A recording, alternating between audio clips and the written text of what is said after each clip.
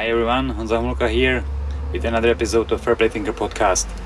This time in English, because our guest is Bryan Lacey, who started commentating Oktagon events recently, and he's been around the game for quite some time, so I believe you'll enjoy it. Before we start, I will quickly mention my partners. First one is B-Side Magnesium.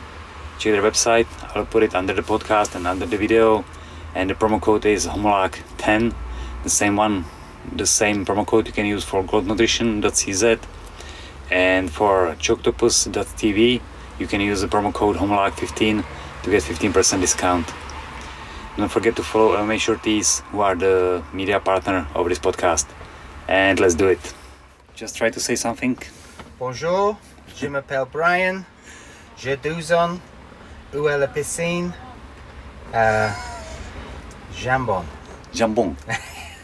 I know just the Le Cochon, j'habite à Kladno. That's all I know. Dobrý, vypadá to dobře. Bam. Alright, welcome to the van. Welcome to Happy the to van. have you here. Hey, thanks for your participation. No worries. Happy to see you again. It sounds like a horror movie. Land in Prague, get driven to a car park and Exactly. kept in a van. But you get good at drinks, so Good it wasn't for monster free. drinks. There you I go. mean, No problem. that makes it. So happy you are here. We'd like to ask you something about yourself, because you are new to Czech fans. Yeah. You do the commentary for Oktagon MMA now. And how did you get to commenting fights? Because you commented for ACB as well and Yeah. plenty of stuff. Yeah. How did it happen? So doing podcasts. So I did my previous life was a stand-up comedian, which was an amazing job, amazing life, meet different people, and always been into fights. And I thought I'd try and do a podcast where I spoke to comedians about fighting. So I hoped that comedy and fights would work.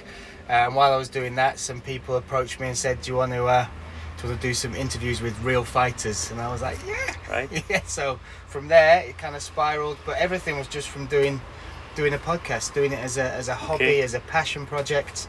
And then somehow I'm in a van now in Prague. Doing a podcast. Doing a podcast. So like, it's just a circle, right? This is it. Yeah, I've made it, Mum. I've made it. And about the comedy, did you make a living just by doing comedy? Yeah, so I did comedy for 15 years. Was still doing it up until the pandemic, till lockdown. Yeah. But obviously all clubs shut, all venues. So I'm not sure if I'm going to do it again. I probably will. I see. But MMA's sort of taken off, and I did 50. It's not an easy life being a comic. It's hard. I guess so. You've got drive lots of miles, tiny gigs to start with, and then you work your way up. Yeah, and you spend a lot of time on your own. It's like you might have an audience, but you walk into a venue, you do a gig, and then you end up driving home on your own in the car. And it was 15 of the best years of my life. So nice. But fortunately now it can become just your part-time job, so you can enjoy it even more when you do it time to time. That's the thought, because in my head now there's no pressure. It's not like this thing I've got this as a job, but comedy can just be like a go back to being what it was, which was just a hobby, just a bit of fun. So now you're commentating alongside Jan Malach, obviously, and he's done a couple stand-up comedies as well. I know, we've talked about this. Yeah. You two have been looking for each other, probably. Yeah. Well,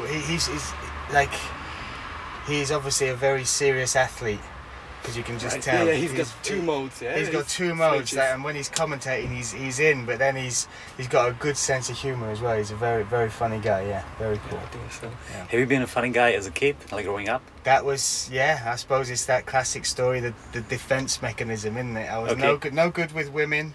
I wasn't the good-looking guy in the group. I wasn't the best at sport, but I could make people laugh. So that was it, and that was my favourite thing in classrooms. And did you make them laugh on purpose?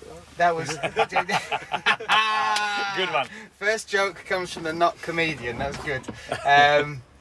Do you know what? It was one of those things that, like, at school, I still remember specific moments where I made a room of people laugh, and there's nothing like that feeling. There's nothing like sitting, and everyone can do it. Everyone's scared of comedy. Everyone thinks I'd never be able to stand up there and do that. But I bet you both have got a story that if you sat down just a group of friends, they would laughed their head off. It's the same thing. It's just figuring out how to say it to a group of strangers so that they can lock into your sense of humour as well. But it's one of the best feelings in the world when you go up there. The most nervous you'll be is every time. 15 years I worked as a comic, and every time I went on stage I was petrified until I got the first laugh, and then it was okay. And is there someone who made you become a comedian? Someone you were looking up to? So it's old comics from the UK, so I don't know if you guys will know them, but Billy Connolly, he's a famous comedian, and the reason I liked him was I didn't know what he was saying when I was younger, but I remember sitting with my mum and my dad, and they were laughing and crying, and so you just laugh with them. It's contagious. So Billy Connolly would be the comedian that I'd say, yeah, that's the guy. And do you feel huge differences between English and American stand-up comedians? Because audiences are obviously different in each country. Sometimes if you did translate those comedies to Czech language, people wouldn't laugh at all. Because we are built different. I will agree, you are built different, but in a good way. In a good way. Czech sense of humor is way different. I spend a lot of time in Russia, so it's just good to be with people that have got a sense of humor, because that's one of my things. Is it that bad? Oh my goodness! So, no, it's not that. When you know the people, it's not that bad. But one of the I'd call it like one of the skills I've got is I can usually meet people and make them relax, or make them feel okay, make them smile, make them laugh, whether I've met you for the first time or we're in a one-to-one situation or in a... So one of my tests for each country that I do when I travel is border control. Okay. So if I can make border control laugh, like I did just before I came here, I made the lady smile as I was coming through, then I think this is going to be all right. I have travelled to Russia for over 6 years consistently, probably once or twice a month, and I have never made border control laugh. I've tried everything. That's a serious deal. Everything, and every time I go, it's like a gig. I've got this one. I've got this. Come on, this is the one. How many times did you end up cuffed? No. Once I have been taken into a room. So once I've been taken from border control into a room because they were so suspicious that I was trying too hard. But they literally asked me 3 questions. They said, do you like Game of Thrones? So I was like, yes. I was like, which is your favourite character? Okay. And then the third one, I think they were trying to catch me off guard. They went, are you MI5 agent? And I went, no. They went, okay, off you go. And that was it. That was my full interrogation. And the reason to take you to the room was that you were like acting suspiciously, like... The lady, I have no idea. They literally, she looked at my passport, did all these things, and then pressed the button. Somebody just came and collected me. So he may be an agent. That's right. This guy looks suspicious. Yeah, that's it. Yeah. Oh, okay. All right. So you've been commentating for ACB previously, now ACA, obviously, and something else except Oktagon, obviously. Yeah, so let's do that later. I started with BAMMA, which has now disappeared, but that was the biggest promotion in the UK. Right. And you said BAMMA before when we were talking about it. I heard Obama. So Obama, Obama. He brought me in specifically to commentate on big meetings that he had. Makes sense. Or with him and Michelle when they were arguing. But BAMMA was the first one, so they brought me in just to do the press conferences. They were looking to try and just. Do you know? In the UK, before the Conor McGregor thing, it was pretty dull when you got to press conferences. People would say the same things, so they wanted to try and get some more out of fighters. So I would do interviews. I'd try and get more out of them, not necessarily cause beef or problems, but just try and get their personalities out. So they started using me for that, and then from that I did the broadcast, and it was while I was doing that ACA contacted me, or ACB as it was then, and the next thing I know I was in Tajikistan. So I was like, what's going on? But so yeah, it was quite quick from the time I did my first podcast to the time I was commentating for the first time. It was probably about 18 months. Nice. So yeah. It's a quick start. That's good. That's good. Yeah. You mentioned Tajikistan. Yes. Did you have time to like look around, maybe visit the mountains, something like that? Do you know, we're very lucky. So everywhere I go, I meet people like we're sat here with that know the areas, know the restaurants, know the places you can go, or the sites people wouldn't usually see. So it's a very blessed life to go to places people wouldn't usually go and see things that. And every time I travel, I always feel lucky because. You get to see a side, parts of the world people will never see, but you get to see a side of the world, the people. You get to meet, like I've been from the airplane to landing to being picked up in the hotel. Suddenly you're sat at a dinner table with their friends and their family, and you meet the real people, so you get a real sense for the country, which is very cool. Very cool. Nice. It's on my bucket list to go to Tajikistan and visit Pamir, the mountains. As my father, he drove on a motorcycle, and his goal was to go to China by himself on a motorcycle. And he had an accident in Tajikistan. Wow. So I have to go there. Wow. Just to see the place. Oh my goodness. Tajikistan gave me one of the weirdest moments that's ever happened in MMA. So the first time we went there, they did it in a circus, but it's not like a travelling circus. It's a big stone building, but it's built exactly like a circus top.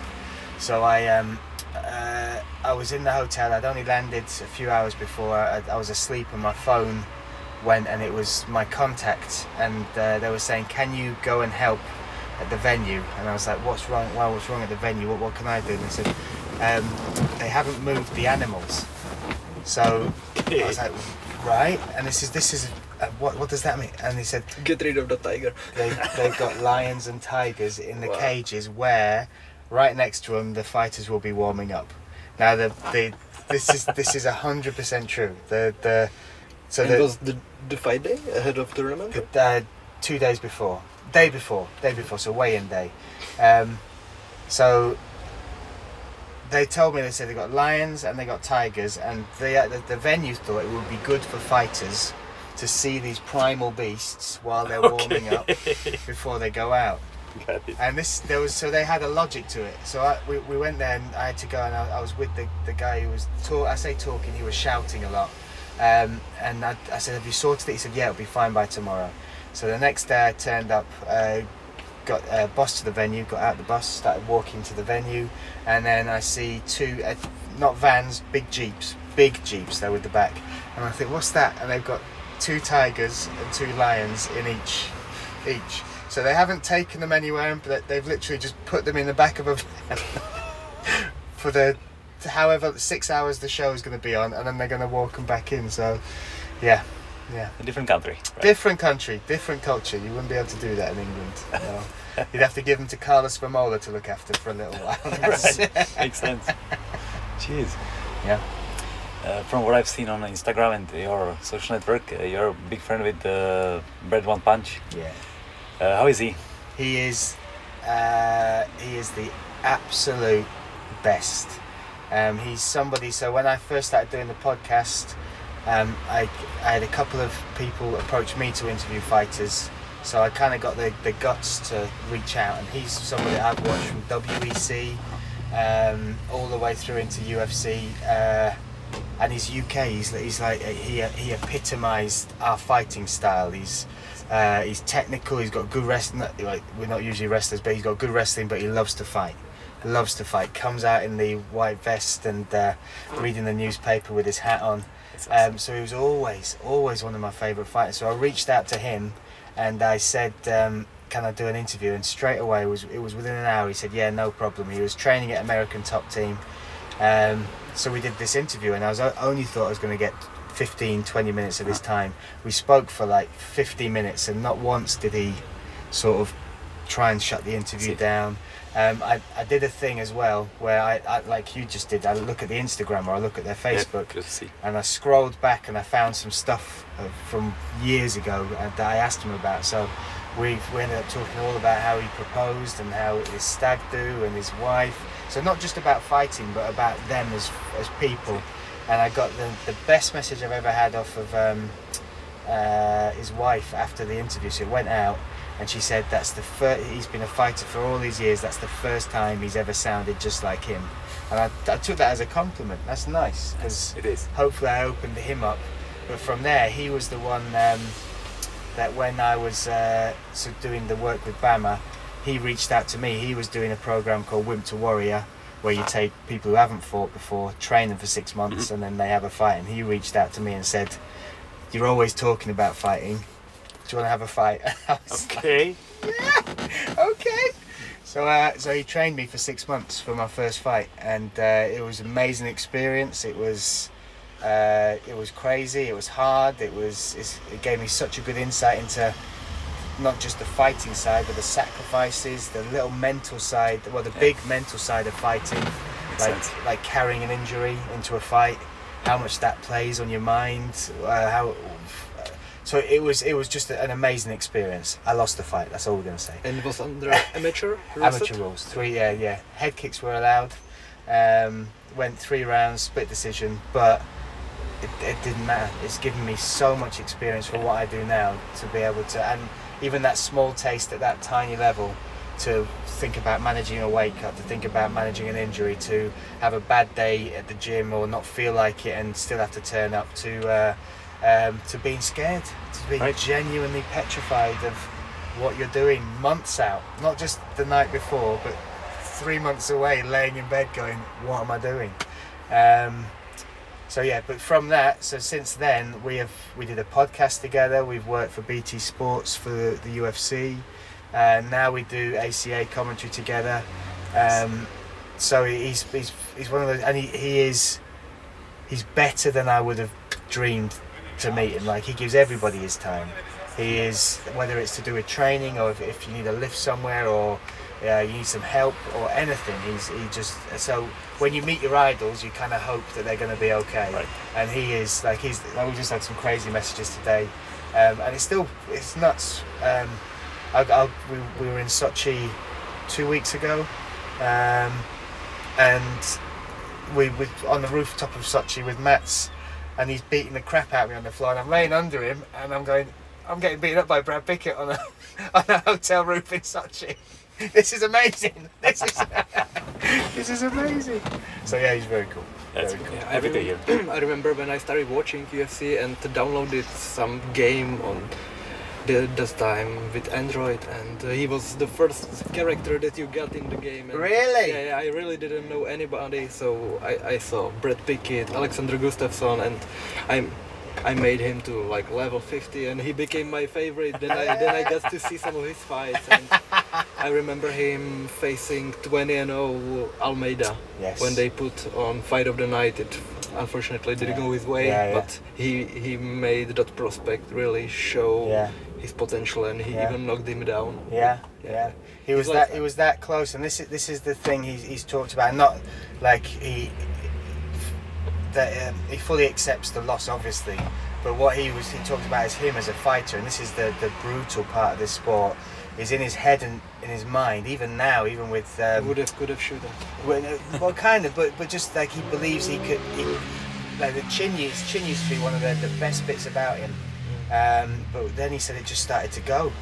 It just started to, and once that happens, then he fights differently, and he's talked very openly about it before, that you can manage injuries, you can manage your body, but there's some parts of fighting that you can't control, like your chin, and when it starts to go and it's just gone, then you can't fight the same. And so he's been very honest about that. I did meet Thomas Almeida when I was in Brazil. So I sent Brad a little picture when I was with him, and he just went, fuck off. Right. Yeah, but he was even close to beating Chito Vera, and then that unfortunate head kick. Everyone's gonna remember him as a pioneer and legend of English MMA, but he was even the first guy to ever beat Demetrius Johnson, then Dominic Cruz, and then for 8 years nobody else. And if you watch that fight, it's crazy, because he out wrestles him. I think he took him down 10 times. Jeez. Demetrius Johnson, and this is in WEC. And WEC for me, there's lots of people love Pride, lots of people love UFC and where it is now. WEC for me was just gold era. Just because of those lighter weight classes, all the names coming through, your Fabers, your Dominic Cruzes, your Cub Swansons in his prime, Aldo. Yeah, so for me that era and when he fought in it was my favourite of MMA. I really enjoyed him with the head, as I love the movie The Snatch. Yes, Those gypsies. Yeah. He looks just like that. That's awesome. I love the style. In his last fight, so with Chito Vera, his last fight was at the O2 Arena, and it was that when he walked out, it was goosebumps. It was spine tingling. Like the whole arena on their feet. All of what you just said about him being a pioneer. All that appreciation fed through the fans. Now he's training Nathaniel Wood, who is one of the biggest prospects. Yeah, absolutely. That's his like protege. That's like his like second son. He kind of looks after him. But in the Chito Vera fight, as he's walking out, somebody grabbed his hat and took it. And that's his hat from his granddad. So his granddad used to be a bare knuckle boxer. I see. So this is the reason he has the trilby. He has this, and he's. But the big security guy with the UFC, do you know Steve, the big security? The bald guy. The bald guy is always stopping right behind Dana. He went all the way up into the stands, and he went searching for it, found it, and after the fight brought it back to Brad. So it was nice. It was a very cool thing to do. Yeah. It big time. Nice. How could you dare to take it from him? How? How do you? Yeah. Maybe they didn't know the story behind it, so they were just like another Everyone's head. just grabbing it. Even when you're out of context and you see someone losing and coming out of cage and you take his head. Yeah. What low life for you, right. Where somebody's just lost in front of all these people and the big their dreams have been broken. In the fight he was winning. Yeah, and then you have to take the hat. Exactly. How did it happen that his wrestling was so good? So I will put it down to who his best friend is, Mike Brown. So he was one of Mike Brown's main training partners when he was king of WEC, and so he travelled to America, and the stories of the rounds that they've had, and the way he tells me how good Mike Brown was. Like he talks about a lot of fighters. He talks about people he's been lucky enough to coach or train with or watch live. But Mike Brown, he's and you can see he's transmitted that into his coaching now. It's like he is such a genius of the sport in all aspects. But the fact that he had Mike Brown as his main sparring partner has got to be the reason. Because his wrestling was, as far as the UK, when we got to the UFC, when we started having people, all you had to do to a UK fight was take him down. Dan Hardy, take him down, boom. Right. But then Brad Pickett was different. He was one of those where, he was getting the best rounds in the world with the best in the world for a very long time. So yeah. Right. Okay. Okay. And now, how do you enjoy Czech Republic? It's not the first time here. How do you like it? I've only been to Brno, so that's it. The one hotel. This is. I get picked up from an airport, taken to one hotel but it was awesome, and. It's true. It's a beautiful. I've been to Slovakia before. That's a beautiful country as well. This is my first time in Prague properly, apart from the airport. Right. So I want to see some of it. I want to go and experience it. So I'm even more happier that you are sitting in a van with us. That's right. That's right. Sightseeing. Now, why would I want it? But it's always about the people for me. It's always about the welcome you get. Everyone couldn't be more. Behind this thing, Oktagon, you just see it. Like it's a crazy phenomenon watching Oktagon because of the support it's got, the profile that they give the fighters, the fan base. I just showed you a picture before. I got off the plane and we were waiting to pick up a fighter, and just a random guy, a 50-year-old guy with his son and daughter, came off the plane in the full Oktagon fight kit. The full one, the tight shorts, and I thought it was something to do with us, but it's just a fan. So yeah, it's whatever they're doing and however they're doing it, it's pretty special. Yeah. Okay, well, it's a pity that you've been just to Brno. We usually joke about Brno like it's It's Asia. It's I got the it was whenever I went there and people said, have you seen the rest of the Czech Republic? I was like, this is it. Like, oh my god, we've got to take you. And once you get to historical heart of Europe, the first place where you get to is our one. Yeah. It's like straight off from the hotel. Why not though? Why not? Why not? Yeah. Why not? All right. So how did even negotiation with Oktagon start? Did they reach out to you? So, do you know, I reached out to them. So I've watched them for a while. Since when? So the first one that I watched properly was Oktagon 15. The big.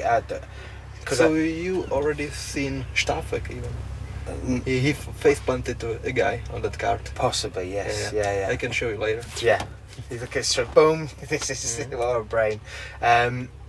But I'd seen it, so you see it on Instagram, and you kind of see the fan base, and then you see the promotion. You see the little bit of the stuff they're doing as far as the arenas and things. And so I watched the Oktagon 15. I also was very interested in Attila versus Vimola. That's a fight that I think, if you know MMA and also if you know the regions and you know the how much profile they got in each, and I kind of watched that, and I always kept my eye on it. And then I saw the Christmas show in December 2020, the Circus Top one, and I just thought, whatever, I loved it. I just thought it was a great. Why not have a bit of fun with the promotion as well?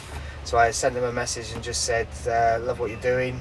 This is what I do. If you're interested in adding English commentary to it, let me know. Nothing more than that. And then it was about 2 months later, Pavel reached out and just said, let's do it. Let's bring you over. So yeah, and now this will be my, I think, fifth event. So first one with a full crowd though. Right. That's mad. That's exciting.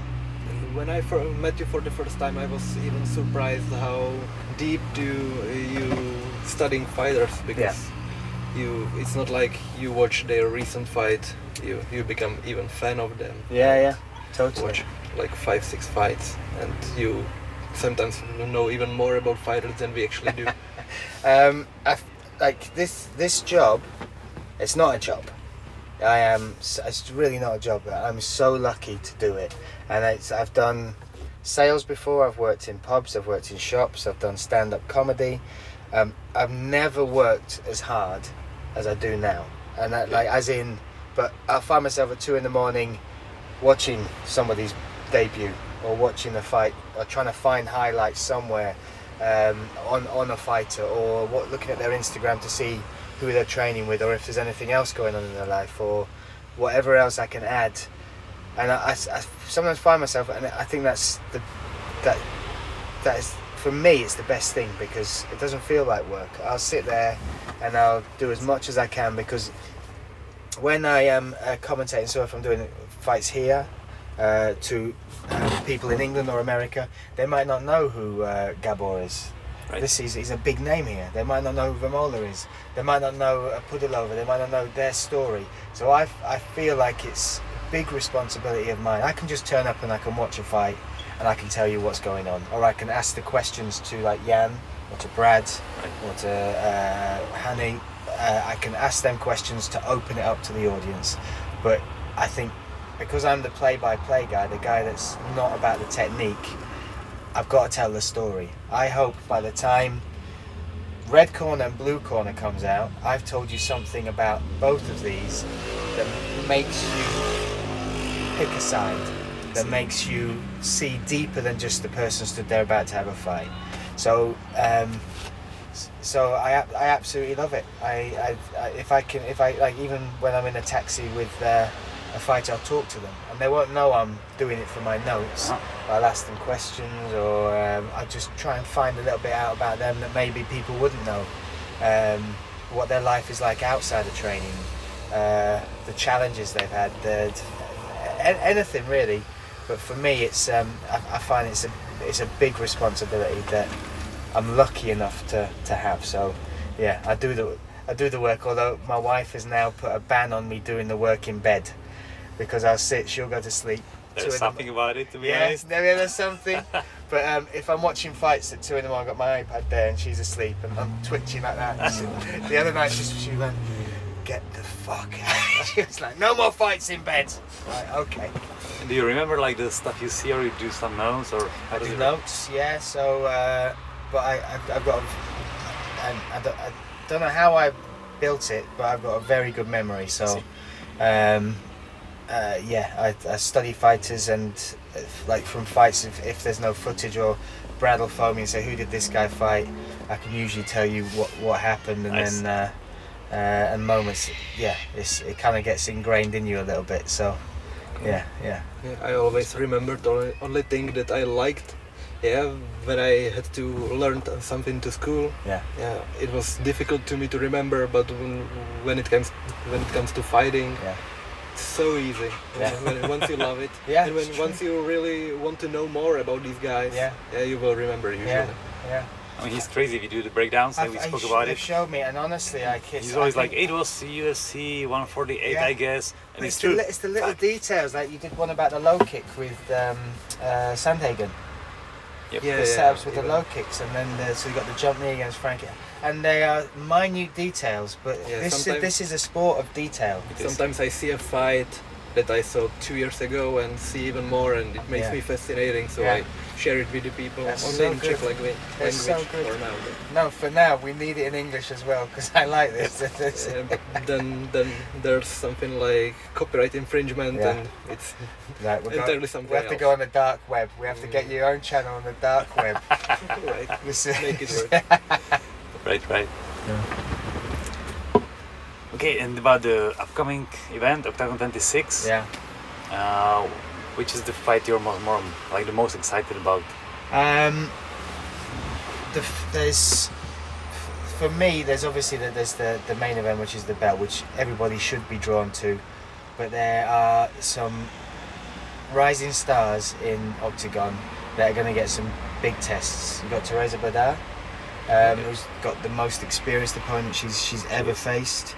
Zvabova as well, she's got a tough test. I think Pudilova as well, and these are all female fights. They are, I think they're really serious tests for each of those fighters. So yeah, Zvabova, obviously, have I said that right? Sabova, there you go. I got told, I'll get it right in the night, don't worry. But that head kick knockout she did last time, that was awesome. It was phenomenal. And that girl is tough. The Greek girl Nesta was extremely strong. She didn't give her an inch. I watched that back before I got on the plane, and she just walked forward, and it was like she was not willing to give an inch of territory. And even though they were this close, the shin came up, ran at the back, and that's for a young girl. And then when you meet her afterwards, I know her nickname's the Silent Killer, but so gentle. So then you're just like, you just wrapped a baseball bat around another woman's head, and you're just being so quiet and just sipping your drink, and it's fun. So I think there's some big stars. Which one? What's caught your eye? Which one's your?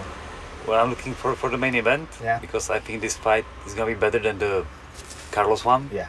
I think this matchup, style-wise, it's gonna be way more interesting. Yeah. But he's coaching Sharmova. Okay. And I'm coaching Magra. Oh wow. For like striking, so nice. I'm looking forward for her because she's so hardworking. She's been in the game for so long. Yeah. And it's hard to find her opponents and stuff like that. So she was supposed to be scheduled the last two events, exactly, right? Exactly. Yeah. So her camp was like, I don't know, 6 months maybe. Yeah. Her and Bleda, it's the same thing.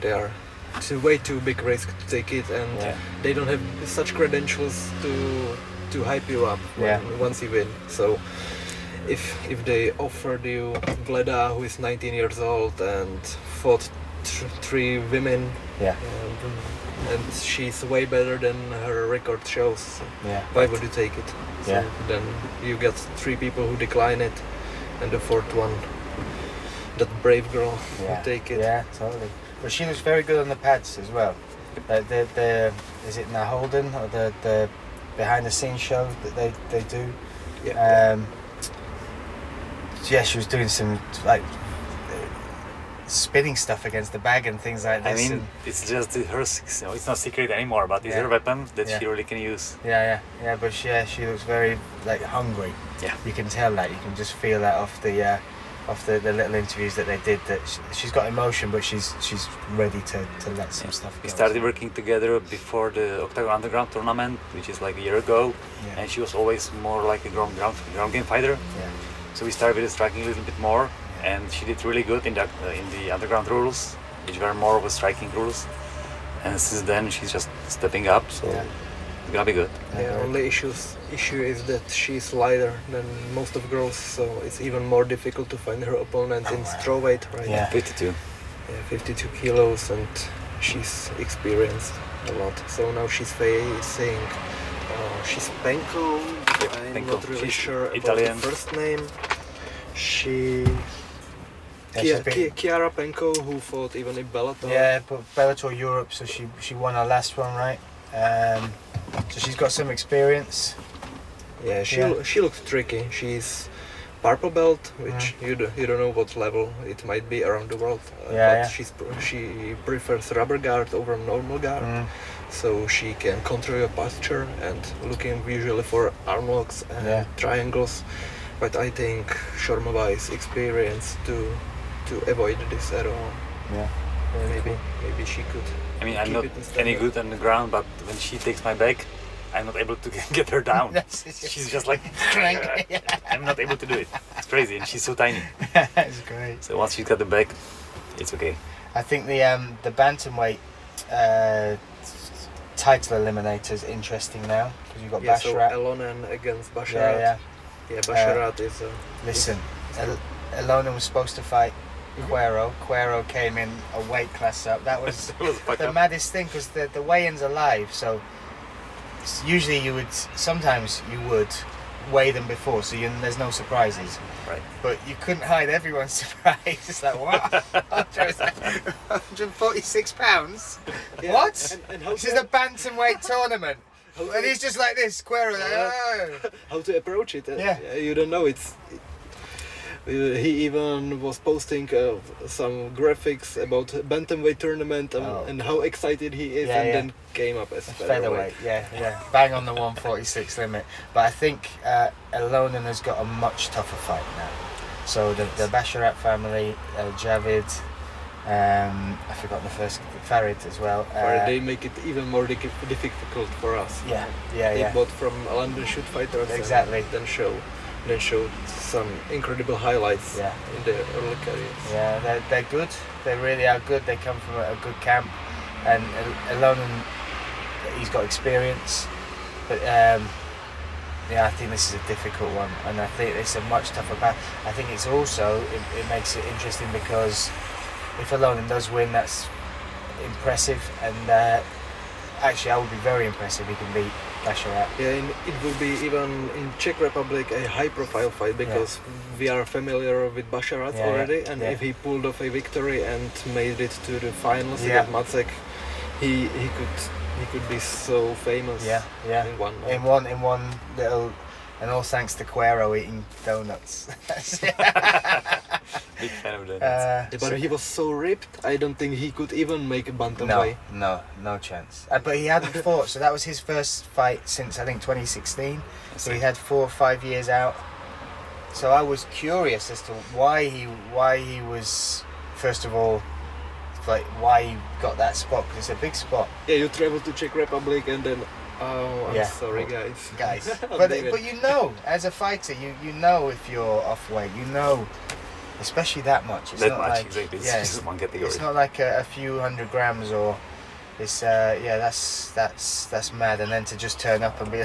And he closed his door forever in the organization. That makes sense. Yeah.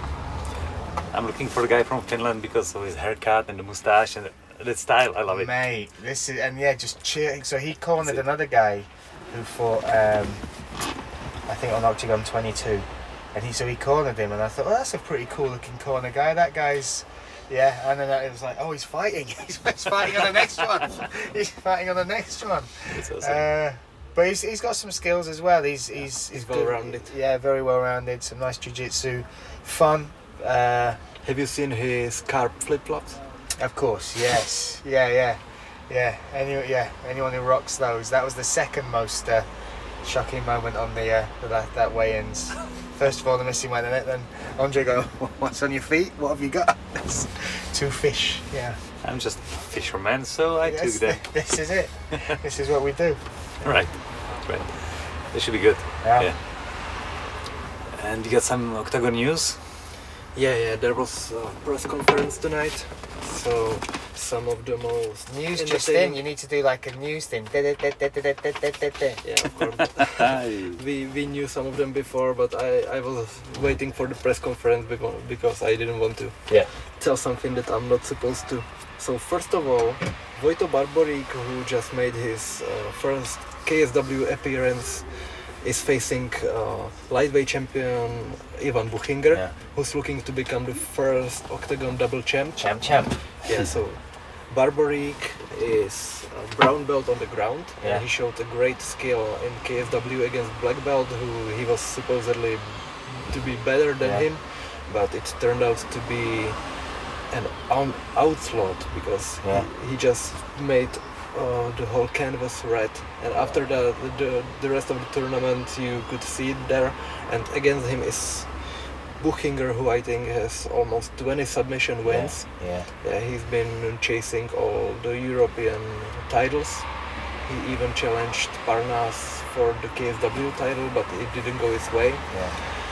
But this matchup could really show us potential of Barborík, who is way younger, because Buchinger has been around for a while. He obviously fought even McGregor in his last bout before UFC at Cage Warriors. He was a champ at the time. But now let's see. Barborík is probably one victory at KSW away from the title shot as well. So this is truly high-level fight when you take it to our level. In those lower weight classes, there are not many people more talented than these two. Or with a better tan than Buchinger. That is one of the most phenomenal suntans I've ever seen in my life as well. But that's a solid fight, and also this is the thing that I've seen just in the few events, and even the one coming up as far as belts. There's some real talent coming to Oktagon to challenge for the titles now. The belts are starting to mean something on the European scene in particular. So you look at that, it's very cool for Buchinger to look for the champ, but you have somebody coming over from KSW who's proved themselves already. It's going to be a tough fight for Buchinger. He's also, I love that guy. But Vojto Barborík is bigger, younger. It's going to be hard. Difficult. But the Paradiso fight with Buchinger, I was so impressed and surprised with what he was able to do. So he's one of those fighters, because he's got the experience, because this is his turf really. He can use all of that. Have you ever seen him warming up, Buchinger? No. He does yoga. Everyone's sitting pads and pummeling. He's doing downward dog. That's it. That's it. Just this kind of guy. Exactly. So this is gonna be a good fight. And I even favor Barborík in this one, because he's gonna be, I think, faster. When it comes to the ground, it's way more sloppy than in gi or grappling. But I'd really favor Barborík in all those areas. Good fight. Do you know which card that's on? And then that's where that should be on 11th of September in Bratislava. Okay, nice. Then the second one, I don't think it's the same tournament. I just read it like that. It's Brito against Kníže. I remember when I was talking to you for the first time, and we were discussing who we are looking forward most that night.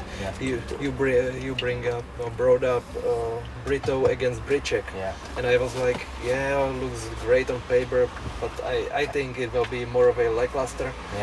And then Brito came up, and he just wiped him. He's that good. Like when you look at the fights he's had and what he's travelled to fight as well, so he's fought in Russia before. He got robbed, I thought. A total robbery. The one loss in his last, however many it is, you watch it back and they don't even. So even the fighter when he's finished, you can see the demeanour of the Russian guys. He's not like he's won the fight. And then when I thought it was a no-brainer, but they were 100% no-brainer. It was a a hometown decision that was in his home, literally in the opponent's hometown.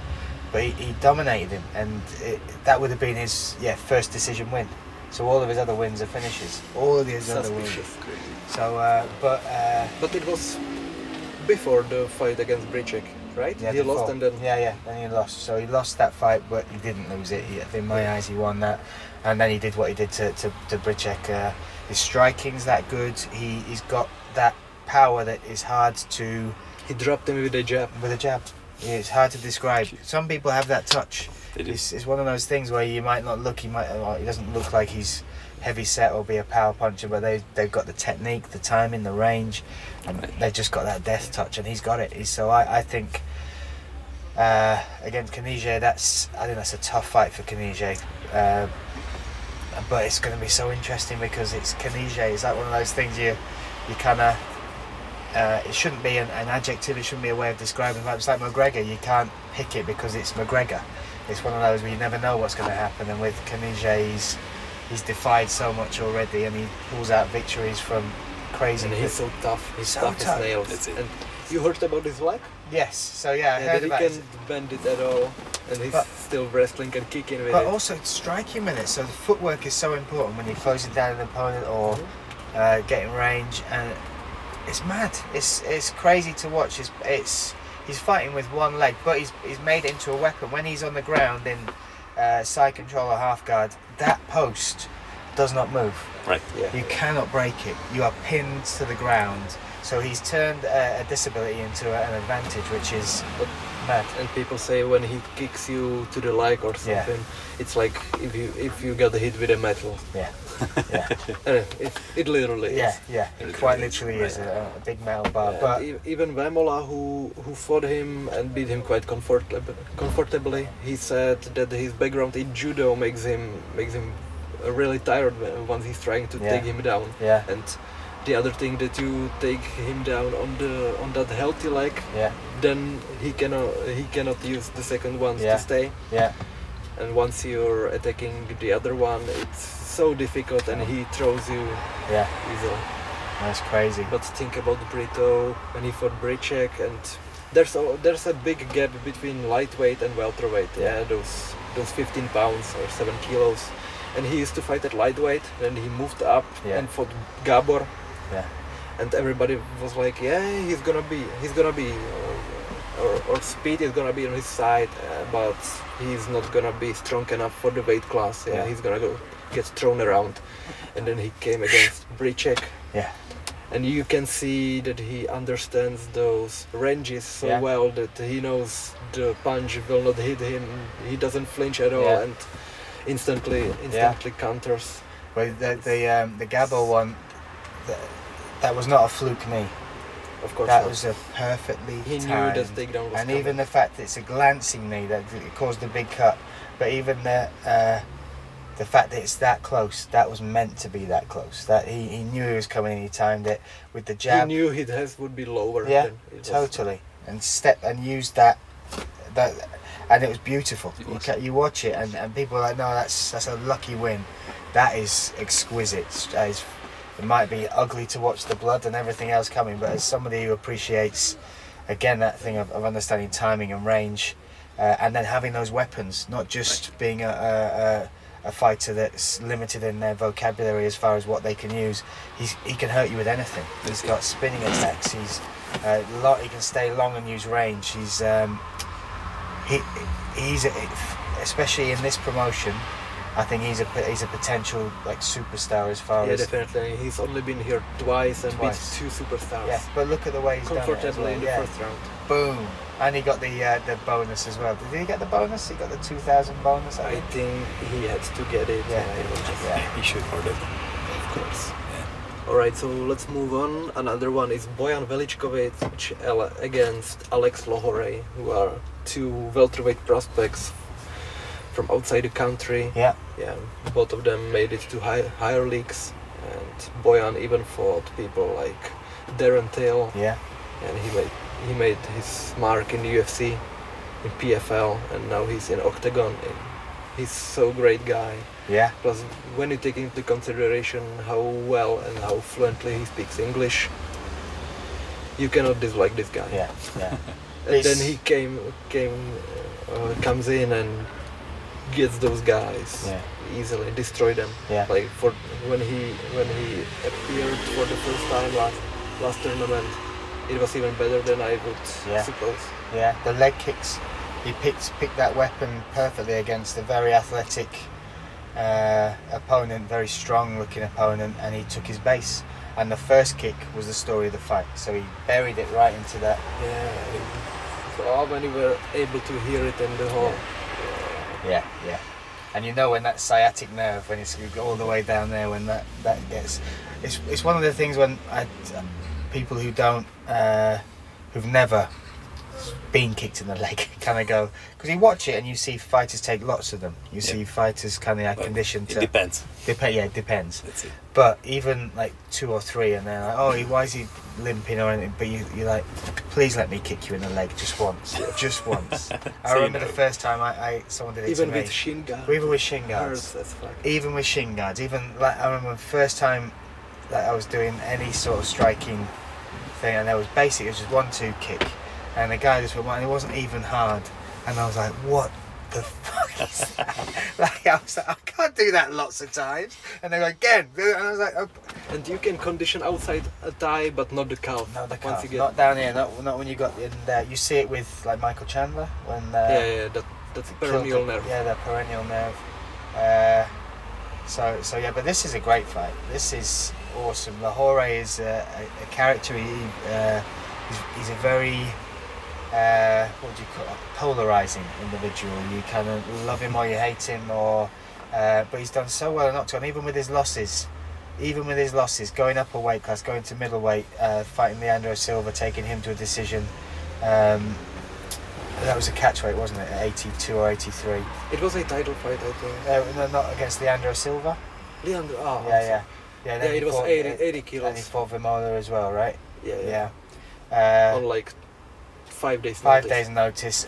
Yeah, crazy, absolutely crazy. But the introduction of Bojan as well. Bojan coming from that amazing camp. Neil Magny was with him last time. So he's training with absolute monsters in Colorado. Yeah, the picture I sent you. That was mad. Yeah, with Brandon Thatch, Neil Magny, TJ Dillashaw, Sandhagen, and these guys are training alongside. Yeah, and he's at the front like this. The smaller. Yeah. So I think that's a great fight. I think Lahore is so difficult to read, even in that Tato Primera fight. He made good adjustments. You think he's just a loud mouth or anything, but he's a very good martial artist. I mean, the fight with Carlos, it wasn't easy for Carlos to do the fight, and he was like still working, so he enjoyed it. And the thing with Lahore is he doesn't really have a team. He really doesn't. Somehow training by himself. Yeah, that he's got. I honestly don't know who he's training or sparring with. Like, he lives in London, lives in Croydon, and I don't know who.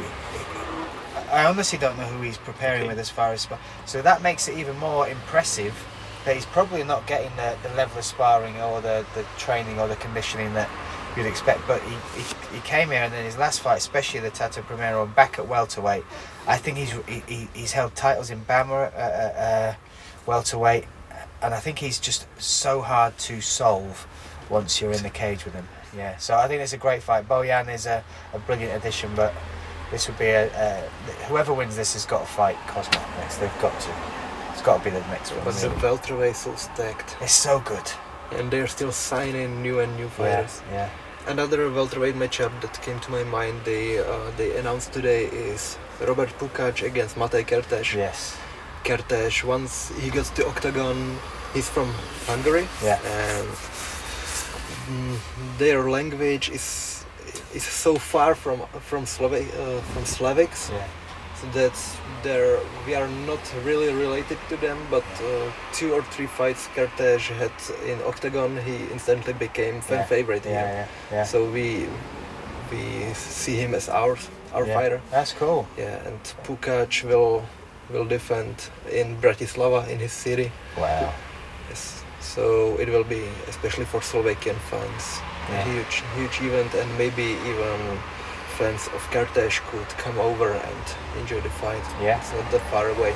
That's impressive. That's right. Yeah, Kurtesh impressed me. So he had the 5-round fight. He fought Cosmo twice. I was 5-round with Cosmo. Yeah, he's just tough. And Pukac is great. They're both fun. Then there's Eric Spiceley, another UFC veteran, against Czech Gottwald. Yeah. When they first announced Eric Spiceley would be competing for Oktagon, I was surprised because he was one of those fighters from UFC who are not just veterans. They came to those high-profile fights and managed to win. Yeah. So then you see he beat Thiago Santos, who is now contender for John Jones. Yeah. And this guy beat him comfortably in 3 minutes. 6 days notice as well. Yeah. 6 days notice. So he lost the fight, I think. And so he wanted to get back in there, and they said, we'll give you this fight if you can take it, if you can make the weight. Thiago Santos in his home city in Brazil.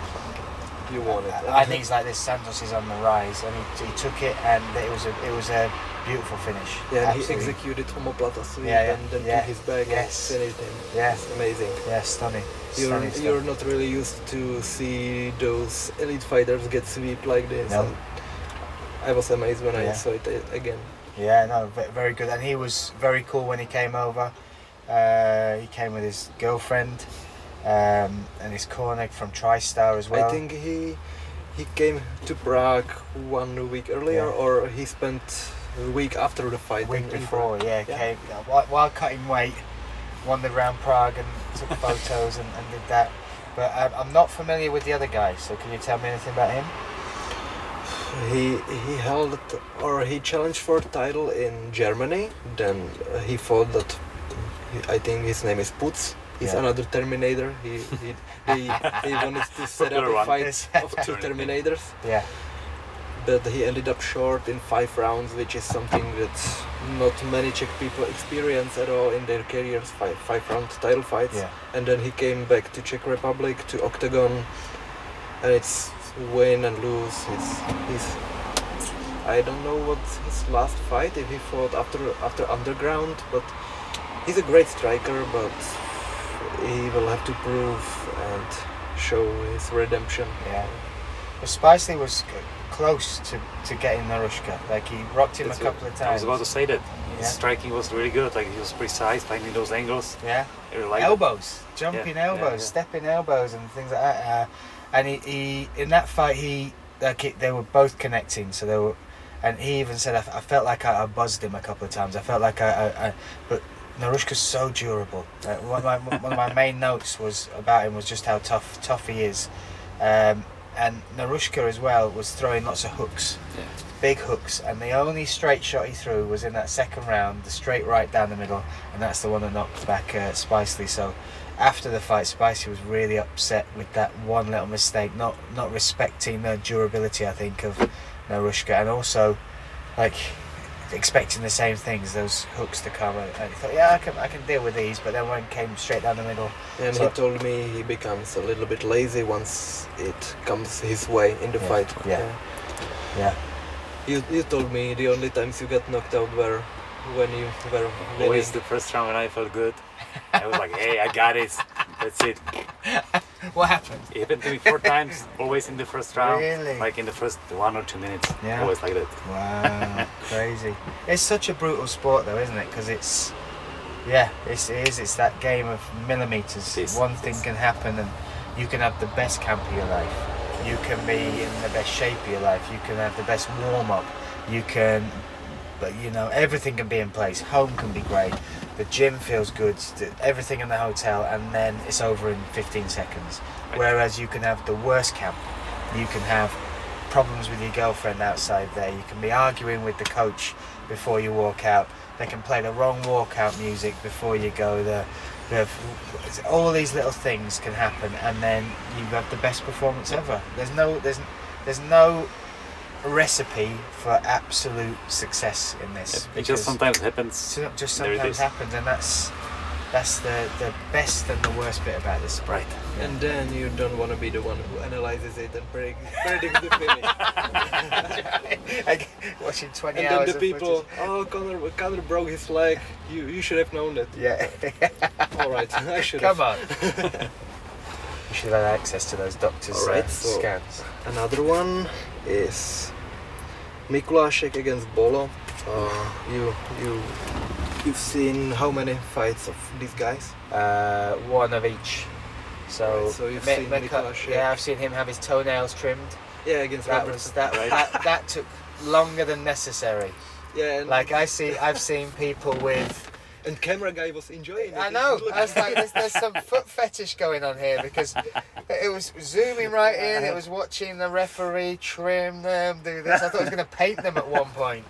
And like I've got quite a good stomach for the gore that comes with fighting. So the cuts and the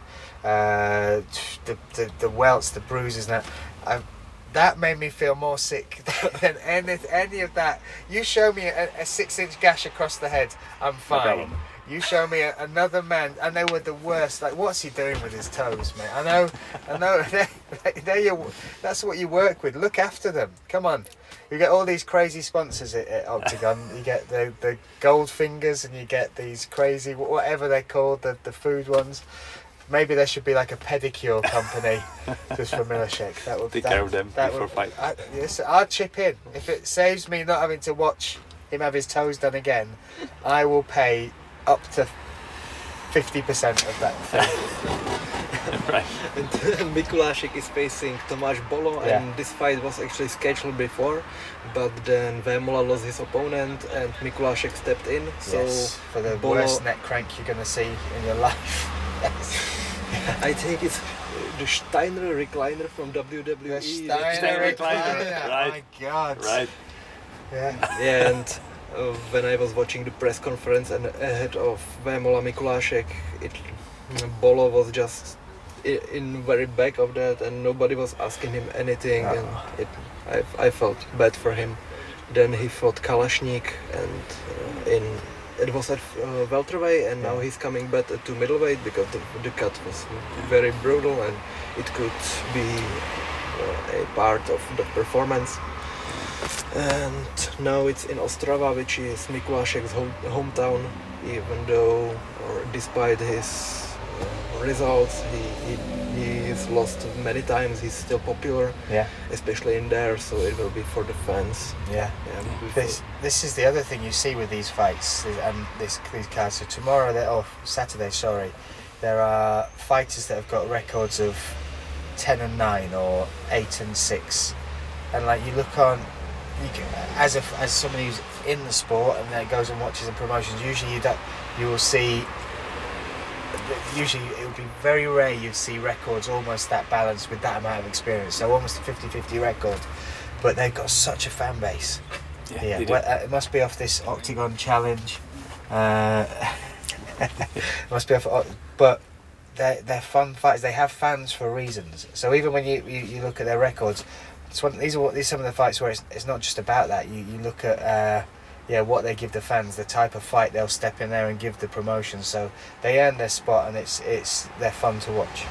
Yeah, and it's even that's a great part of MMA when it's individual sport, and you can recognize who's a good guy and how they act when they're not in front of cameras. I would say even. Yeah. And you can make your favorites and fighters that you don't like very easily. Yeah. I would just say that Bolo is an old school fighter. He's been fighting for quite a long time. He's running his own gym. Yeah, he's coach of great amateur fighters. Yeah, so I would wish it to Bolo, to be honest. Yeah. I mean, I don't know Mikulášek personally, but I think he's like how he's showing himself to the public. I'm not really a big fan of it. So yeah. Bolo is my choice. And it's really 50-50 matchup. Bolo, I think he's capable of taking it to the ground and dominating, make him tired. Yeah, that's where I see the big hole in Mikulášek's game is that he loves to brawl, but technically on the ground, that might be the hole. Another new is comeback of Jeremy Kimball, who you know seen recently he beat our superstar Miloš Petrašek twice. I remember Miloš telling me how he proceeded the first fight, that at the time he didn't even want to watch tape. It made him scared. Yeah. So he was just watching highlights, and he saw that Kimbo is kicking low kicks, so it's okay, kick it and I will catch it and take it to the ground. And then they squared off and Kimbo started kicking calf kicks, which are too low to catch, and nobody really knew that at the time here. There was in the first round as well. So it was such a huge upset. Petrasek was supposed to win and be a part of UFC Prague in 2019. Oh. Yeah, so that one huge loss. And that was the beginning of his 3-fight losing. Right? But he lost twice against a former UFC guy, so they brought another former UFC guy, so they could give him one tune-up fight. And so, because I was going to ask the question what has happened to Kimbo, because those were two good performances. Like, he doesn't look. It's the same as Narushka. You kind of look at him and you kind of go, chubby. Yeah, you kind of think there. Especially in that weight class, because you look at Petrasek and his body is. Yeah, you wouldn't guess at all that these two guys are able to fight. Yeah, or if you did, you'd think that guy fights in the cage, that guy fights outside the bar. Yeah, that's how it works. He'll throw him outside the cage. But the first one was obviously very impressive because he got the finish. I think Petrasek got a bit greedy because he caught him against the cage and then he got caught back. So that again is just a little firefight that happened. The second fight for me was so impressive with Kimbo because Petrasek seemed to want to prove a point, and I think that was part of the issue in the first round. He did take him down, but then Kimbo reversed it on the ground, so it was interesting to see that. And then the other thing that happened, and I don't think Petrasek was expecting, was Petrasek caught him with big left hands. Left hands, which in the gym will change a fight when you're sparring, whereas he took them. And when you meet somebody that can suddenly take everything you've got, and that's your weapon, like, you're right, I'm not beating you in the grappling. We're struggling against the cage. On the floor, you reverse me. I'm gonna hit you. And when you hit him with everything, and he's still standing there with his big beard and his floppy hair, and he's still coming, it can affect you mentally. And for me, Petrasek is someone I can see all the potential in him.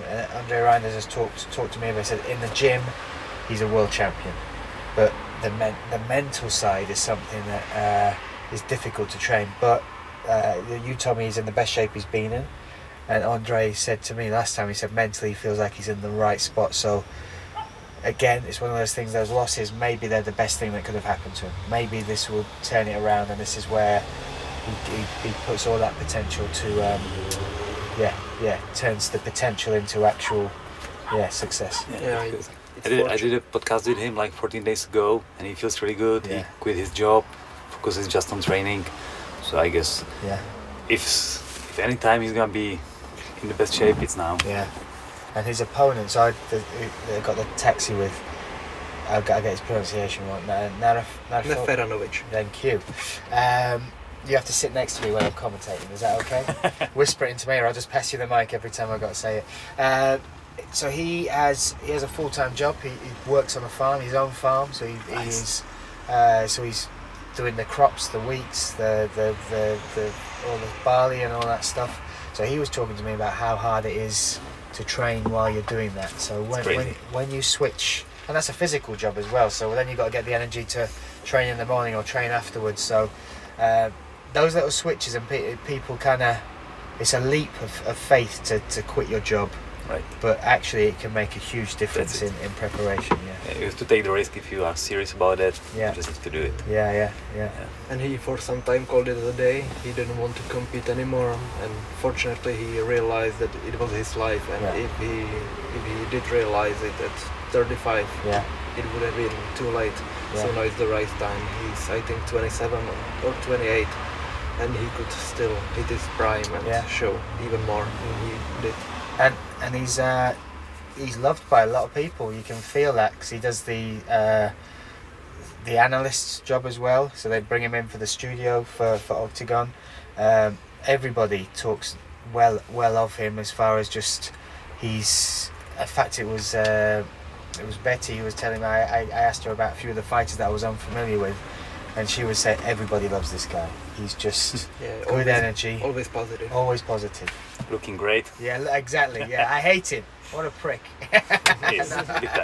He's great, but you can just tell that and that's nice, isn't it? That's when it's not just a promotion where you're just a fighter, where actually they like you, they want you to succeed. But I think it's a tough fight as well. This opponent is, he's a bit white. It's like his record. If you look at his record, it's patchy, but he's tough. He's very tough, and I feel like with Petroshek, when I watched that Kimball fight, if he's winning the fight, he'll keep imposing himself. But when he's not in the front seat, that's when I think those questions come in and a bit of hesitation. So, yeah, it's a good test. When Robert Kenyo, Czech black belt, was in this podcast, he was telling him a story about Petrasik facing András, who was a black belt, and the great ground fighter, and they on purpose took a gi, Andre and Milos, with his white belt, tied it wrong, and came to face off. And can you imagine how András felt when Milos made him tired and tap him out via triangle or arm triangle? Wow. Nice. Wow. Part of a mental warfare. Yeah. White belt power. Right. It's the same thing with Magda. She's she's been training for so many years, but she doesn't get any belt. She's not a blue belt, purple belt, nothing. She always says that I'm a proud white belt, but she's so good. It's a dangerous thing.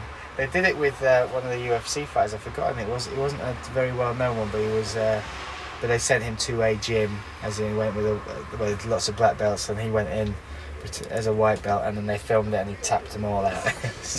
It sucks. Yeah, Gordon Ryan had to earn at least purple belt because Danaher, when he took him to gi training, he was able to tap out all the high level black belts, so it wouldn't look great if he was a white belt and out grappling everybody. So just take the belt, just put it on. Go. Come on. Whatever. Yeah. Okay, is there another announcement or that's it? That's it from announcements. I think. What you said, Gabor with the Stafek? This one. So, to make you more familiar, Jakub Stafek is a Czech actor who is known, I would say, the most for one TV series which is watched by 50 plus people for 15 years now, and then he made himself a name acting one washed up football player who used to be the biggest prospect, and now he just drinks and parties a lot. And then he had, I think, his amateur boxing or even professional boxing debut in one tournament, and he showed a great skill. He was technically sound. So Ondra Novotný made a project with him and a guy named Benko, and they were brand new to MMA. So they had, as you said, like 6 or 9 months to prepare, and fighting in front of sold out O2 Arena. This was the Oktagon 15. So fight started, and Benko refused to touch gloves and immediately went for takedown. And Stafek kept it on the feet and knocked him out with some. It didn't look like a big punch, but he hit it right to the spot, to the button, and the guy went unconscious face first. Wow. Yeah, so it was his first and only MMA fight. Wow. And now he's supposed to box Gabor Boráros, who's one of the most famous guys all around here. Was he the first winner? Yeah. He won the title from the reality show on Oktagon 1. Yeah. Which was in front of, I think, 2,000 people. Wow. Right. They were even lucky to sell it out if they did. I'm not sure. Okay. But you can see the contrast between shows today when you are lucky to even get a ticket. Yeah. And it's not that long time ago, might be 4 years probably, 3 even. Wow. So now Gabor and Stafek will face off in boxing match under. We still don't know rules, but it will be boxing, professional rules, I guess.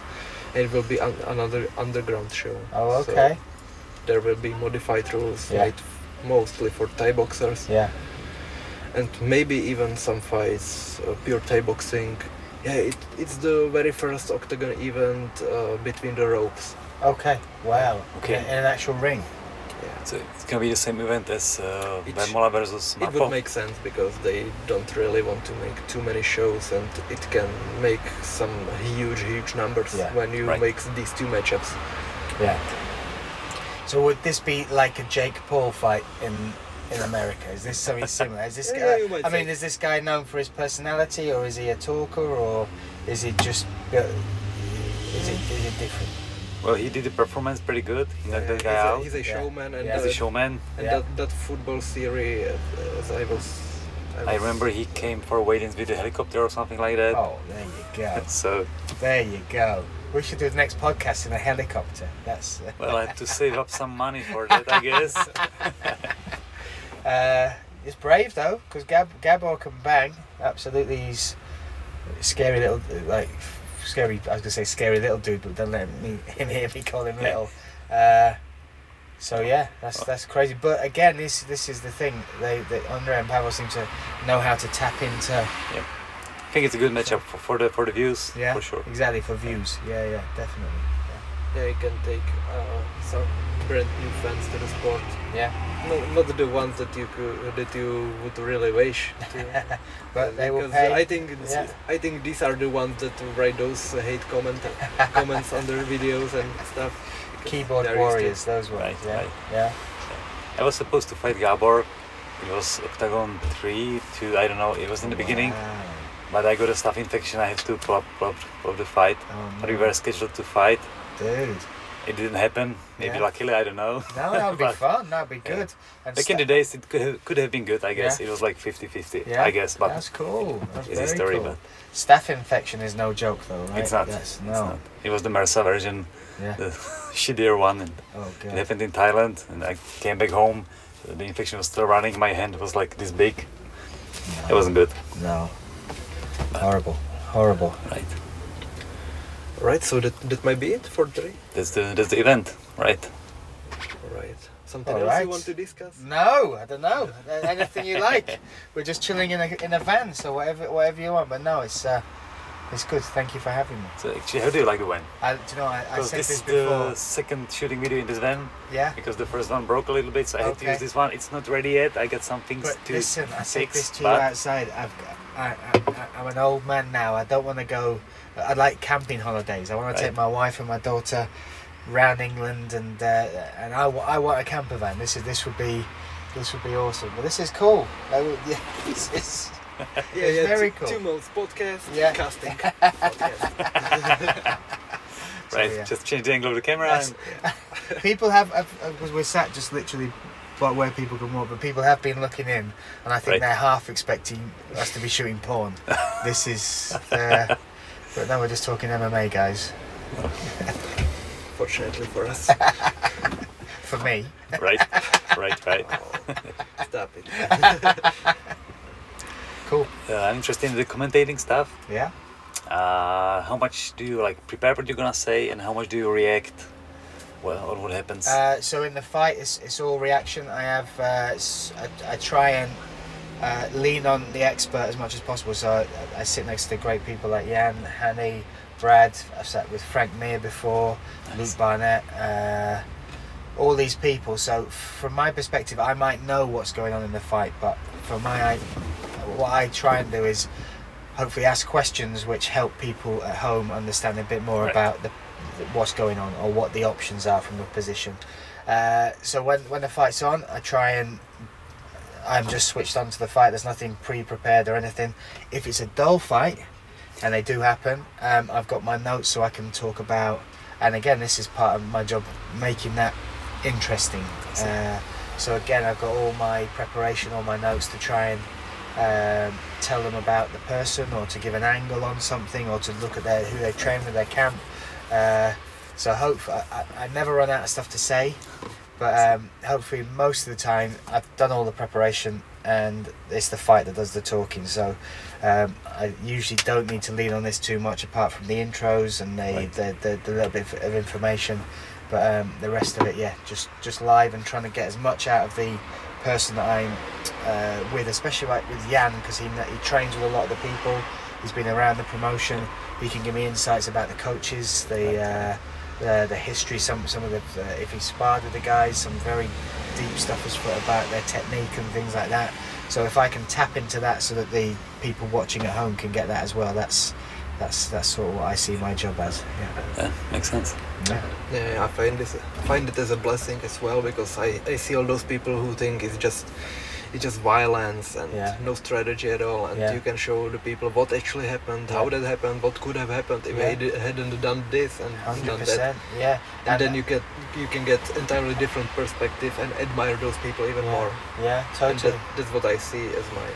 It is those moments. So people might see a knockout, they might see the jump knee of Sandhagel, or they might see Kate Brito with the punch. But if you go back and they're reading each other. When you're in there and you're fighting, you're trying to get an understanding of what options you have as far as attacking, but also defensively as well. But they're literally downloading information about each other while you're in front. And it's the way that they open up. Sometimes it'll be small things, whether it's feints, whether it's switching stances, whether it's setting up, seeing how they'll react to something before the fight, before the knockout. And it's those moments where you can then go back and you can explain to people, this wasn't just a lucky punch. Right. Look at what they're doing in round 1 and round 2. Look at how they're setting this up. Look at the way the work they're doing to the body to bring the hands down, to get them to look at the way that they're feinting on the takedown, to get them thinking about that, so that their hands are lower. Anything like that. And when you unwrap it and you can show people it's not just a lucky punch, or and you look at the setup and the breakdown and the traps people set to make things happen. That's the clever. That's when you see that high fight IQ in fighters. It's fascinating. Yeah. Right. Did you watch like the old K1 and stuff like that? Yeah. So I've watched. So when did you start watching MMA? So I first started watching combat sports when I was really young. Yeah, martial arts. So it was boxing. It was the only sport my dad watched. So he didn't watch football, didn't watch cricket, nothing. So the only thing he would watch is whenever there was a big fight on, he would let me stay up, sit with him, and we would watch. So Nigel Benn and Chris Eubank, Mike Tyson when he was coming through, and I still remember, even in the playground afterwards, thinking about the fact that a human being like that exists. It's like that this 19-year-old monster with this death stare just decimating human beings, and it fascinated me. I think again I fed off the energy of my dad, because he'd be so excited for the fights, so that got me into it. And then MMA I probably started watching about 97, 98. That's when I was born. Yeah. But again, it was a thing. I spent so many years watching it on my own because no one else was into it. And I didn't train martial arts then, I'd never done it. I just heard about this family, this Gracie family, and that there's a tournament about how they built this art which could defeat any other. So it was like I thought it must be a movie, can't be real. But then I got given a video, and I remember watching it, and then I was hooked, absolutely hooked. So since then, I used to watch football quite a lot, but every other sport has just disappeared, and now it's the only thing I watch is martial arts. That could be a sambo tournament in Russia. It could be a K1, old K1 fights. It could be jumping back to watch old UFCs, WECs. If some like Brad sometimes gets out old things that he's taken off videos, and I'll just sit and watch that. Right. My wife watches Netflix. I watch fighting. That's cool. That's it. Yeah. Cool. Again, who's your favorite fighter now? Do you know what? Who's my favorite fighter? So. Well, let's say, who's your favorite active fighter and who's your favorite all-time favorite? Well, this is he's now active again. Nick Diaz. Fucking A. Nick Diaz. Wanted to talk about the matchup. Oh, dude, what a listen. So Nick Diaz, I remember I watched him when he was coming up the first time round. So when he fought Cairo Parisian, Robbie Lawler the first time, these matchups, and again it's that thing. And even with his brother Nate, there are martial artists. There are athletes, and then there's the Diaz. Like there are fighters that people that just like to fight, but these They are so authentic with what they do and how they carry themselves. It's hard not to like them. They might not have moved like we saw with the Nate Diaz and the Leon Edwards fight. They might not have moved as far as the sport has with it, but there's a reason they get all that adoration. They come to fight. They don't sell out. They the other clever thing as well, that 5-round fight, the 5-round fight for Leon Edwards, and they showed why they needed it, because he was losing all the way to that 5th round, and then he caught him. Right. And I wouldn't say that he was going to win the fight then, but you can see that they know that's a weapon. They know, listen, if we're in the street and there's no time limit, and I'm going to keep coming. I'm going to have the gas. I'm going to keep. So yeah, but then Nick Diaz coming back, there's something special about him. Did you see that? You sent me the interview where he's doing the nunchucks. Yeah, it was Nick actually. Oh my. Nick. Nick. Yeah, it was in the middle of conference call when he was supposed to answer questions, and then he was like, "Fuck this shit." Stood up, went to the angle where he couldn't see him, but you clearly could hear the bubbles. Hitting the bunk. Yeah. And then he came back and started doing nunchucks, but you can see that he's been doing it for his entire life, and he knows it. Yeah, there's an 8, I think it's actually 12-minute video of him just on the speed bag. Right. I've watched that about 4 times. Like 12 minutes of Nick Diaz just hitting the speed bag. And why would a man watch that 4 times? Because it's Nick Diaz. It's like it's mad. It's absolutely mad. So but that's the fight. That's the perfect fight. I don't want to see Nick Diaz come in and fight an Usman. I don't want to see him fight a Gilbert Burns. I don't want to see that, because I know what will happen. Unfortunately, I know what happened. And I also don't want to see Robbie Lawler have those fights. I was so upset that they matched Robbie Lawler with Neil Magny, because Neil Magny is that good, and he would do what he did to Robbie Lawler. I want to see Robbie Lawler fight like Robbie Lawler fights. I want to see Nick Diaz fight somebody who's willing to fight Nick Diaz like Nick Diaz wants to fight, and it's the perfect matchup.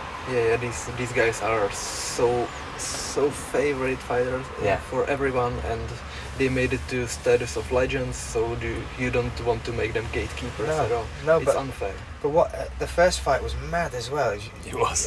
Stockton. There you go. The initial, but it's it's perfect. It's absolutely perfect. And I had 5 rounds again. They're having 5 rounds, so an event. Yeah. Awesome. That makes sense. All right. Let's finish on Nick Diaz. He deserves it. Yeah. And I will finish with saying that I enjoy your English commentary more than on Rustin Chat. Thank you, mate. I appreciate it. Thank you very much. Good. All right. So Sweet. I think that's it. Take care. Thank you for being here. Thank you for having me. Appreciate it. Thank you. Thank you. Pleasure, buddy. Thank you, my friend. Thank you.